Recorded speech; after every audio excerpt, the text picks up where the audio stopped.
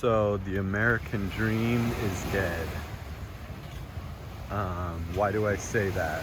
Well, back in the day of our fathers and grandfathers, in America, if you worked hard and you became a big earner, you were able to have your own little slice of the American dream. That white picket fence,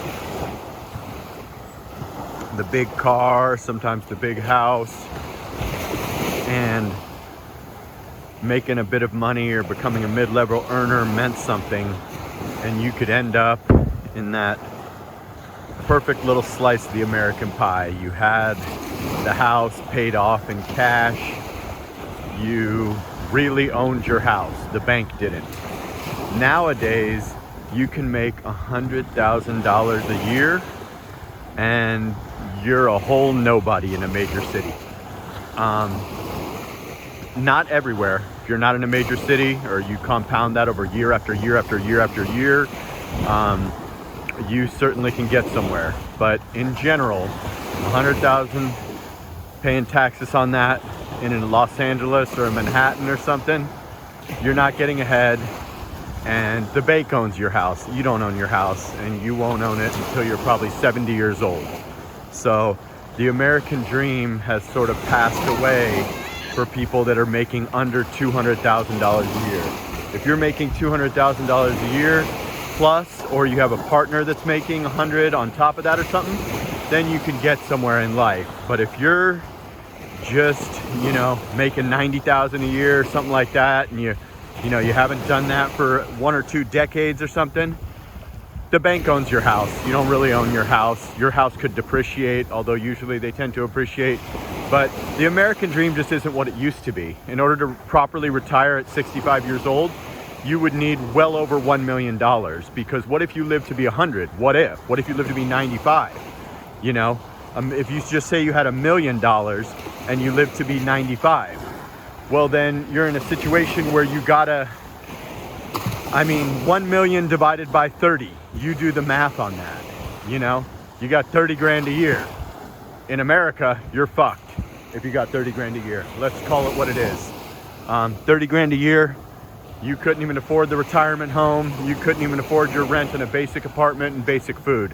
So at the end of the day, $1 million ain't what it used to be. 100,000 a year ain't what it used to be.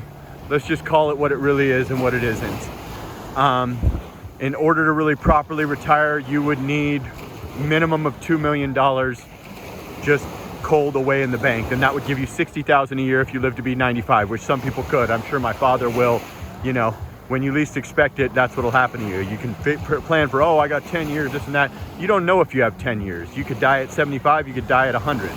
So at the end of the day, the American dream is just dead. It just is. Unless you're a big earner, unless you're a star, unless you got your own business, unless you got millions and millions and millions of dollars, you might as well come to a Southeast Asia, South America, a Philippines to be exact, because here, if you got 400K, you could basically retire. If you live modestly, or you invest your money correctly, or you get with a Filipina and open that business, or even just live alone and live a modest life, $400,000 a year could last you 35 years, could last you 30 years if you play it correctly. If you're not one of these guys that's supporting 7 people and you got, your girlfriend's on the payroll or family's on the payroll, or you got the daughter, the stepdaughter or son or whatever, and they're all on the payroll, then you're in a situation where you could last. You got $1,000 a month for X amount of years, or $1,200 a month for X amount of years. And that's if you never made one digital dollar, which I'm sure you'll find out a way to do that, whether it's Cambly or whether it's, YouTube, or whether it's stocks or crypto, or, any number of things that you could do at some point during that 35 years. But yeah, that's the reality, is that the American dream is dead. The prices of homes and the wage, it just doesn't add up anymore. It certainly just doesn't add up anymore. The bank owns your house. You don't own your house. Everybody's got a big car payment. Everybody's living off of credit cards. They're just spending on their credit card, when really, they're not rich. They're just living a fake lifestyle, trying to keep up with the Joneses, trying to keep up with Instagram, trying to keep up with this and that. So a lot of guys are finding channels like mine and other channels and realizing there is a better way. It doesn't matter where you go. It could be Mexico, it could be South America, it could be Southeast Asia. I really think it should be Philippines, but you can retire comfortably for 1/5 of what you would in America. America, I want you to have minimum $2 million. Here, come here with 400K. If you have no income, nothing coming in, whatever, you'd be fine. It really doesn't matter what age you are, as long as you're at least like into your 40s. Because you don't, I mean, 400K at 20 years old, if you never made any money, might not make sense. But yeah, at the end of the day, that's just the way it is. It's not what it used to be. The American dream was big in the 60s and 70s when you could buy a house for, 10 grand or 40 grand or whatever. But now when a fixer-upper in California is $1 million, unless you go to Bakersfield or somewhere nobody wants to live, it just doesn't really make sense anymore. You're not really in a situation where you could really get ahead. That's part of the reason why I came over here. Even though I could make big money, I knew I would never hit those levels. I knew I'd never have those dreams that I dreamed of growing up with rich grandparents that left me nothing and stuff. I knew I was never gonna hit those pinnacles, so I just tapped out and said, you know what? Enough is enough. I can come have a decent life in Southeast Asia and not really have to worry about things and lower my stress levels and just enjoy life at 45 rather than just working until you're dead. You might not even make it to 65. You might not even make it to 66. You might not even make it a few years. So many people bust their ass their whole life just to pass away a couple months or a couple years after they retire. It's an old hat, silly thought. Nowadays, you can change to a different climate where your money's 56-1.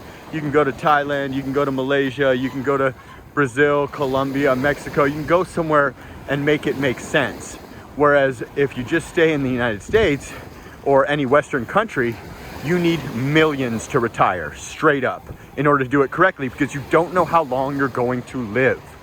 It's just the simplest thing in the world. And that's just the harsh reality of what the American dream has turned into with, these $1 million fixer-uppers and these $600,000 apartments and stuff like that. You don't own your house, the bank does. You're not on your feet unless you're pulling 200K. It's just not there. You're not gonna be okay unless you got $2 million minimum. And most people just simply don't have that, and they won't have that. So you got to just keep that in mind when you think about the American dream. And my advice to you is take a 30-day discovery trip to multiple locations. You could do the Philippines, you could do Thailand, you could do Malaysia, you could do South America, you could do Mexico. Do all 5 if you got the money to do it, and then pick what fits you. I think the Philippines is a great choice. You may differ, but at the end of the day, those are 6 places where your money will make sense. And $500,000, you're golden. I guarantee it. And that's if you don't make any money online. You make any money online, then you can just live like a king. So that's my advice to you. And you can take it or leave it, but the American dream certainly isn't what it once was. There's no way that you really own your house when you're paying for 30 years on it. You'll have it paid off when you're 70. Who knows if you'll even be alive then. The prices just got out of control. The inflation with everything. Everybody living off credit cards. Everybody with that $1,000 car note, that $2,000, $3,000 rent, that $3,500 mortgage. And people always go, oh, I own my house. You don't own your house. The bank owns your house. If your house isn't paid off, you don't own it. And also everything usually appreciates. But what about when that house depreciates? Then what are you gonna do when your house depreciates and you lose money on buying your house? It's not always an appreciating asset, especially not in climates like today where we're seeing Bitcoin go from 69,000 to 16. We're seeing Tesla drop from $1,000 to 100. There's no guarantees that the market's just going to go up, up, up always, especially when you're in the type of crisis that we're in currently. So at the end of the day, I just want you guys to think about that and maybe go on a discovery trip. You may realize, hey, it ain't for me. I'm going to stick it out and stay in America and make it work. By all means, at least you tried. You miss 100% of the shots that you don't take, and on your deathbed, you won't be saying, oh man, I'm so sorry that I, went to the Philippines and went to Mexico and went to Brazil. You're gonna have enjoyed those memories either way, and 90% chance you're gonna end up moving. So, like, comment, subscribe, share the video, and sana all.